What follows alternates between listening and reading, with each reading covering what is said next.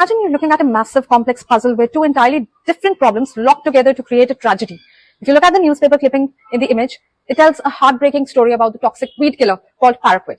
But if we pull back the layers, this isn't just a story about chemistry. It's an intersecting crisis of societal vulnerability. Let me break down today's Hindu newspaper's ground report into simple terms and summarize it for you. When we hear about someone ingesting a pesticide to harm themselves, a clinical or superficial view might just label it as depression or mental distress. But a sociological view shows it is a structural crisis.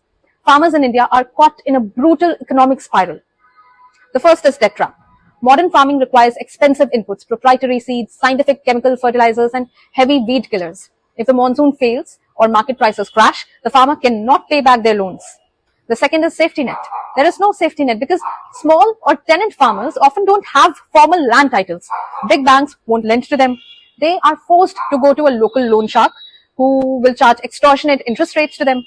The third is loss of dignity. In a tight-knit rural community, your land is your identity. When a farmer realizes they are about to lose their ancestral land and face social humiliation, it creates a moment of intense, acute emotional despair.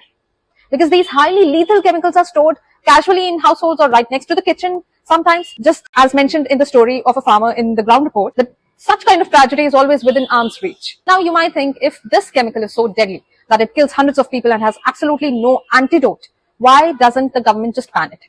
This is where the governance machinery breaks down due to two massive loopholes. Loophole 1 is the porous borders. It is a federal problem. Under Indian law, the central government handles the registration of chemicals, but the individual states handle the local sales.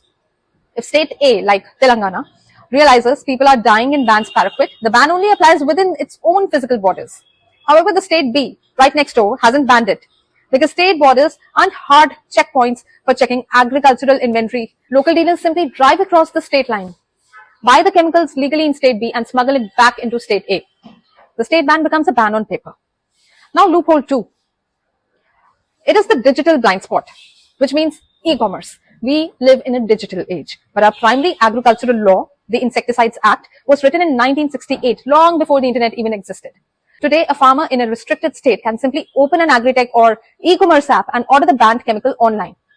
Local agriculture inspectors are trained to check physical shops, not the digital delivery trucks. They don't have the data tracking infrastructure to stop online platforms from delivering banned poison right to a farmer's door. Now, the industry always comes in between. The corporate chemical lobby argues that banning these substances will make farming too expensive and ruin crop yields.